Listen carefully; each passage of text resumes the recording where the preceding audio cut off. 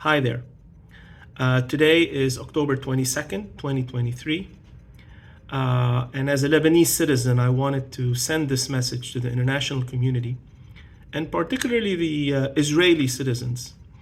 In 1999, I was doing my graduate studies at the Kennedy School of Government at Harvard. And I remember there were some skirmishes in the south of Lebanon between the Lebanese resistance and Israelis. Israel at the time was occupying about 20% of Lebanese territory. And that was almost 20 years after its invasion in 1982. The Kennedy School in 99 got a Lebanese delegation that I headed to debate some Israelis, among whom there were former Air Force colonels. The two positions were pretty stark. The Lebanese delegation essentially put forth a proposal that the Israelis simply should walk out from Lebanon for things to quiet down. The Israeli position, of course, scoffed at that position and said that they would never walk out because that would make things worse, because what they termed as Lebanese terrorists would be at their border. As it happened, a few months later, after the debate, the Israelis did walk out. And that was in May of 2000. And I remember that well because I went to Lebanon and went to the south, and I had the chance to meet with occupied Lebanese citizens who showed me around Khayyam prison and around some of the occupied territories. It was a very touching experience for me, but at the same time, it made me realize the importance of the sacrifices that the Lebanese people and the nation as a whole had to pay to liberate itself. Of course, between 1982 and 2000, a lot of Lebanese perished, but so did Israelis. In fact, the numbers that could be confirmed or checked were about 1,200, for the most part, Israeli soldiers killed in action in Lebanon, and about 7,700, mostly soldiers, wounded. That was between 1982 and 2000. So our hypothesis was, in the debate, that these numbers would fall down, come down substantially. And in fact, between 2000 and 2023, they did go down by about 85%.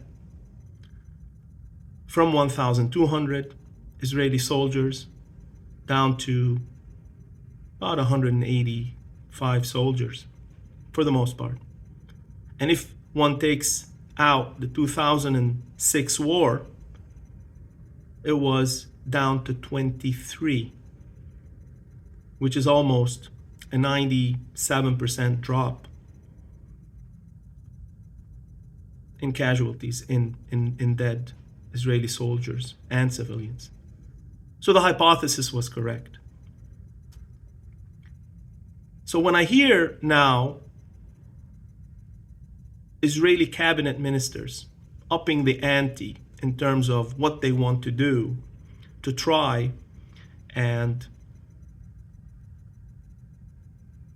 invade or attack Lebanon, and drumming war tunes, I wonder if they have these numbers handy, and whether the Israeli people themselves should be reminding them of these numbers. In fact, if these numbers were high between 1982 and 2000, they are about to become way higher in 2023, because the 2006 incursion of the Israelis did one thing and one thing alone, which is it strengthened the power across the border by a factor of 5. So if there were any political objectives from that military incursion of 2006, it had the exact opposite effect.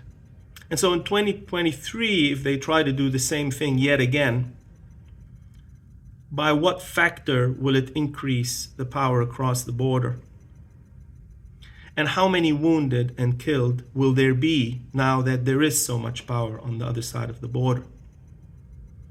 Are these ministers that are drumming these tunes of war sharing with the Israeli people this data? And should the Israeli people hold their cabinet to account? The good news is, it looks like the Israeli people are. But let's hope it gets done before anything crazy happens. Because in 1982, let's not forget that Sharon's incursion all the way to Beirut had not been sanctioned either by his prime minister nor by the United States government. He did it on his own. Will Gallant, also as an extremist, dare try to do the same? If he does, let these numbers be shown to him ahead of time, because it's only going to cause death and destruction on both sides of the border.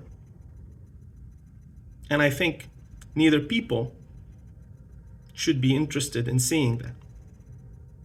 But if such men are allowed to go and do such crazy moves, then one thing is for sure, the Lebanese people will defend their land as they did between 1982 and 2000. And they will be united behind such a defense. I hope the Israeli people will put a stop to the madness of such extremism within their midst.